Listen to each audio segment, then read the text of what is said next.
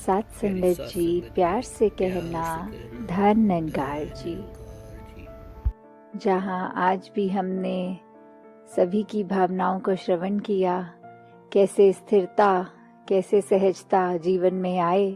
और क्यों ये ज़रूरी है। क्योंकि अगर ये बात की जा रही है कि स्थिर रहने का मतलब,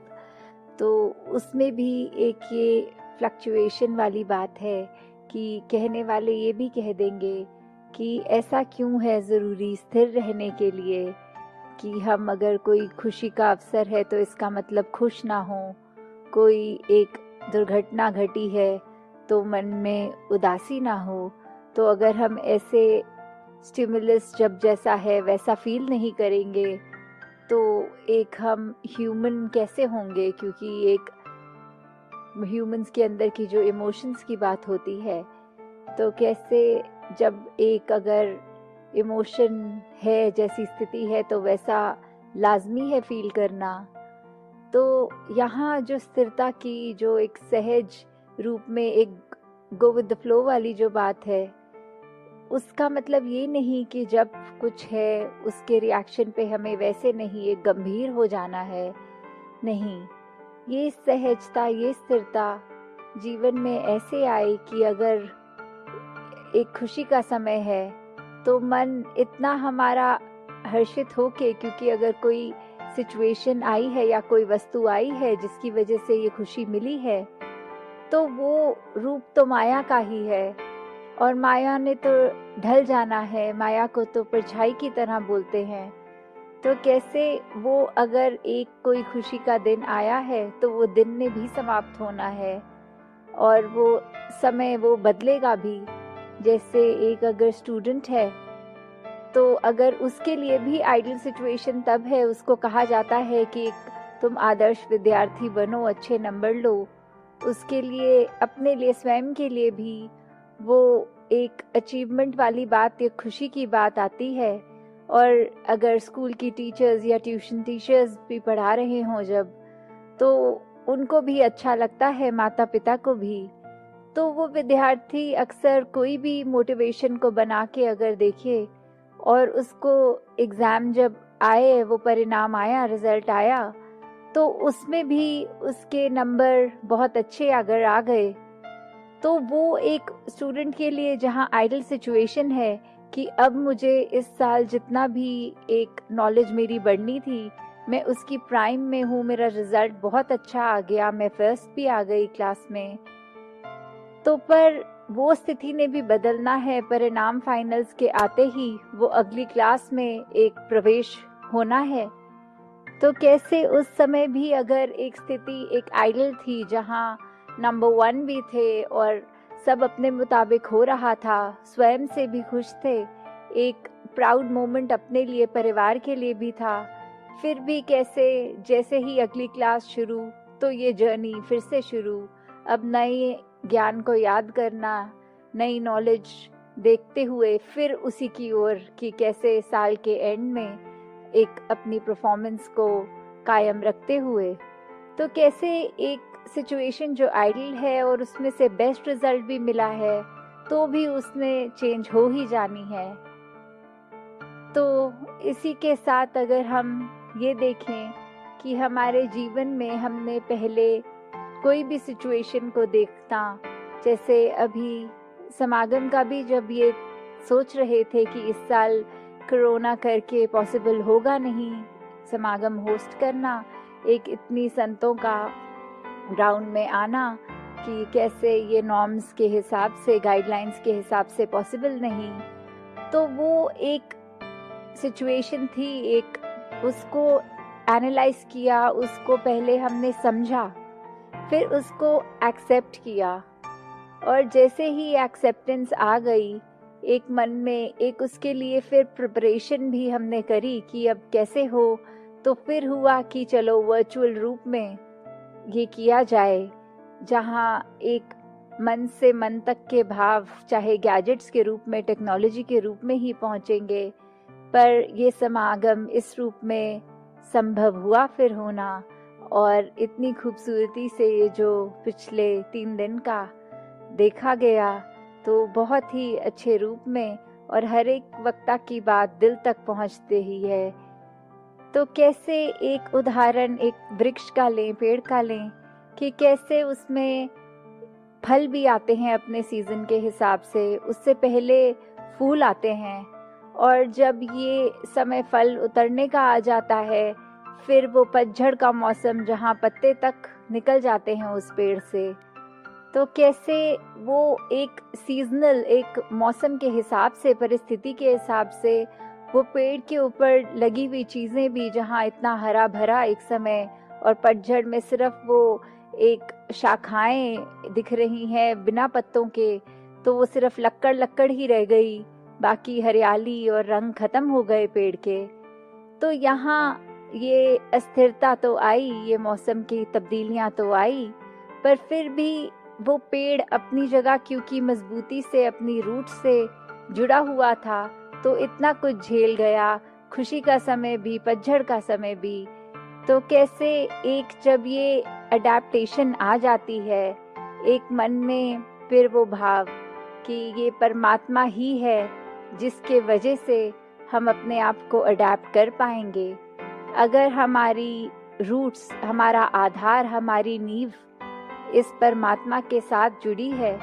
इसके साथ ऐसे हम एकमिक हो गए हैं कि हमने फिर कोई अपने मन में, और कोई चीज़ ऐसे सिचुएशन वाइज मन के ख्याल ऐसे कोई हमें इतना डिस्टर्ब नहीं करेंगे कि फिर हम दृढ़ खड़े हैं एकदम। तो कैसे जब हम इस परमात्मा, इस निराकार से एकमिक हैं, वही हमारी स्ट्रेंथ है, और उसी के आधार पर फिर हमने अपनी कोई भी परिस्थिति को बिल्कुल, जैसे वो गीत की भी लाइन है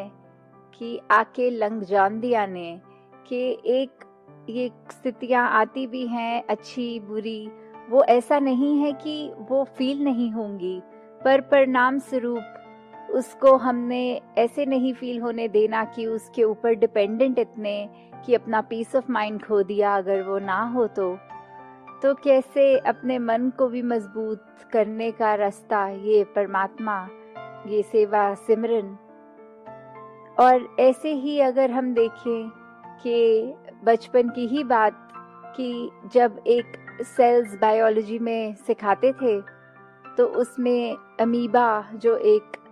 यूनिसेल ऑर्गेनिज्म का बताते थे कि इसकी कोई एक स्पेसिफिक शेप नहीं है, इसमें एक सेल वॉल नहीं है, ये किसी भी डायरेक्शन में कैसे भी फैल जाता है। तो फिर एक जब आता था समय एग्जाम्स का, तो एक मन में बात आती थी कि कितना आसान हो जाएगा, और कोई अगर डायग्राम की तैयारी ना करो और सिर्फ अमीबा तो कैसा भी बना दो और उसके नंबर कंफर्म पूरे होते हैं फिर। तो कैसे अगर वही आ जाए तो एक बहुत आसान भी रहेगा, एक सेकंड में वो डायग्राम हम बना भी लेंगे, टाइम सेव हो जाएगा, बाकी आंसर्स को दे पाएंगे। तो एक होप, एक उम्मीद वो रहती थी कि अगर ये आ गया तो एकदम हमारे लिए बहुत अच्छा एक रूप बन जाएगा। पर अगर वही बात की हम कुछ और डायग्राम्स की तो तैयारी ना करें, सिर्फ उसी के ही उम्मीद में कि वो आए, और कुछ की तैयारी ना हो और एग्जाम में कुछ और आ जाए, कोई और चैप्टर का डाइजेस्टिव सिस्टम आ जाए ड्रॉ करने को या कुछ भी, तो वो कॉम्प्लिकेशन एक की बिल्कुल प्रिसाइज जैसा होना चाहिए वैसा अगर नहीं तो फिर मार्क्स ने भी कटना है। तो किस रूप में हम देखें कि एक जहाँ वो अस्थिर चीज के लिए एक ईज भी था कि इसमें फ्री हैंड होगा, हम कैसे भी कर लेंगे, और कैसे एक हमें जब कॉन्क्रीट एक स्थिर चीज मिल रही है तो उसमें फिर हमारी मेहनत, एक इंटरनल हमारी स्ट्रगल, एक वो लर्न करना, एक प्रिसिजन की बात जहाँ आती है, तो वैसे ही इस जीवन में जब निरंकार के साथ जुड़ गए तो फिर एक स्टेबिलिटी, फिर वही बात स्थिरता। तो ये हम अपने जीवन में जैसे जैसे अपनाते जाएंगे, ये हम बात समझ लेंगे कि इस परमात्मा के ही आधार पे पूरा ब्रह्मांड है। फिर अपने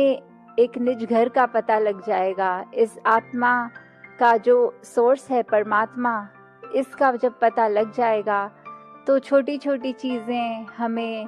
मनमुटाव की ओर नहीं लेके जाएंगी। एक ये हम जो अपनी दीवारें स्वयं बना के चलते हैं कि कोई किसी प्रांत का है, किसी का रंग कैसा है, कोई जेंडर डिस्क्रिमिनेशन या किसी और तरह की जो बायसनेस आ जाती है, डिस्क्रिमिनेशन, मन में हेट,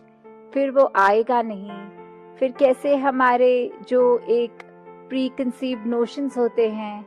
हम उसको भी एक पीछे कर सकते हैं, ये जान के कि जब अगर वही पानी है तो उसको जमा लेंगे तो रूप बदल जाएगा, आकार बदल जाएगा, वो बर्फ बन जाएगी। उसको अगर बहुत ज़्यादा बॉईल कर लेंगे तो वो भाप बन के एवेपोरेट हो जाएगी। पर है क्या क्रस्ट? क्रस्ट तो वो H2O ही है, हाइड्रोजन और ऑक्सीजन ही है। तो कैसे हम जब ये पानी की बात करें कि हम हैं तो अगर कहीं के भी हैं, परमात्मा से ही निकले, और जब ये शारीरिक यात्रा पूरी हो जाएगी तो फिर इसके साथ ही मिक होना है। और जब तक जीवन है, एक हमें अपनी रिस्पॉन्सिबिलिटीज़, अपने एक कैसा हमारा रोल है, चाहे वो परिवार को पालन पोषण के रूप में हो, तो कैसे वहाँ जहाँ अपनी जिम्मेवारियाँ निभाते रहेंगे। पर अगर उसमें ही एक मटीरियलिस्टिक, एक माया को ही सब कुछ बना लिया कि ये पैसा, घर हमारी जो वैल्यू है, तो life is not about how much we own, कि एक उससे पैरामीटर से तो नहीं हम तोल सकते,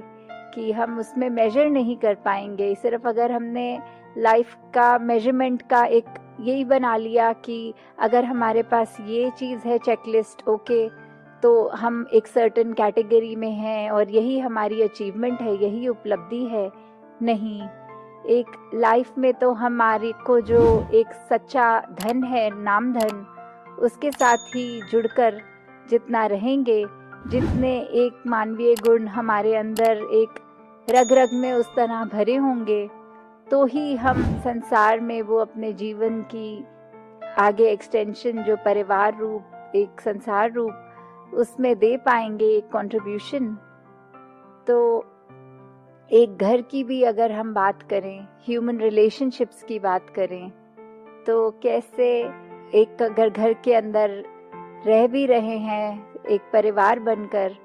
तो उसमें ये बात डिफरेंस ऑफ ओपिनियन आना तो काफ़ी बार लाजमी है कि हो सकता है एक ब्रदर सिस्टर में आपस में एक ओपिनियन का फ़र्क हो कि किसी के मुताबिक ऐसा करना ठीक है, किसी के मुताबिक ये ठीक है, किसी के और ऐसे जो डिफरेंस आते हैं, तो उसमें भी अगर प्यार है, सत्कार है, तो फिर एक दूसरे की अलग पॉइंट ऑफ व्यू को भी एक्सेप्ट करना मुश्किल नहीं होता। हम अपने आप को ये कह सकते हैं कि देखो, किसी और की अलग अगर बात आ रही है ध्यान ये समझ में कि वो ऐसा क्यों सोच रहे हैं, तो इससे उनकी सोच को भी अपनाया जा सकता है अगर उनकी बात ठीक लग रही है। और अगर फिर भी ऐसा लग रहा है कि मैं अपने व्यू पे, अपने पॉइंट ऑफ व्यू पे कायम हूँ, दूसरे का ये है दूसरा पॉइंट ऑफ व्यू, तो फिर भी एक मन में ऐसी बात नहीं आती कि दूसरे का मुझसे अलग है तो मेरा पॉइंट ऑफ व्यू ज़्यादा श्रेष्ठ है, मेरी सोच अपने दूसरे परिवारजन से ज़्यादा ऊंची है। नहीं, वहाँ फिर बड़ों को भी अगर किसी छोटे का पॉइंट ऑफ व्यू अच्छा लगता है तो वो भी वो सत्कार से, वो फिर ऐसे नहीं अभिमान में कि हमारी उम्र ज़्यादा है, तुम तो बच्चे हो, तुमसे मैं क्या सीख लूँ। नहीं, संजन तो एक हर एक से ही सीखने का, एक उम्र की तो कोई बात नहीं, कोई और चीज़ की भी बात नहीं। तो कैसे एक हर एक के अंदर ये बात कि कहीं से भी सीखा जाए, अपने परिवार को एकजुट रख के आगे चलाया जाए। जब ये परमात्मा का एहसास हर एक के मन में है, सब ब्रह्म ज्ञानी हैं, तो बड़ा छोटा कोई है नहीं, कोई अहंकार की बात नहीं, और अपनी भी गलती फिर अपने परिवारजन के आगे मानने में भी वो एक झिझक नहीं। तो कैसे एक फैमिली यूनिट, एक सिर्फ ये एग्जाम्पल तो दासी ने परिवार का दिया, बट ऐसे ह्यूमन रिलेशनशिप्स में आगे